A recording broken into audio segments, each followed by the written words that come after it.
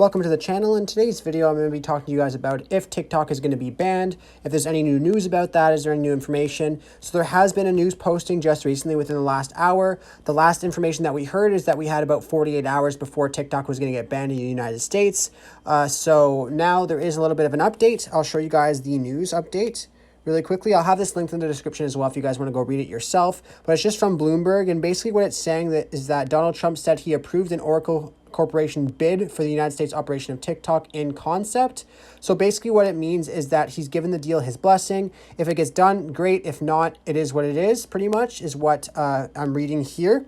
And basically what this deal is, it's between Oracle and Walmart. They've bid and they are going to purchase the American entity of TikTok. So basically TikTok's still going to be owned by ByteDance, which is a Chinese company, but all the American services will be run through Texas with a combined bid from Oracle and Walmart.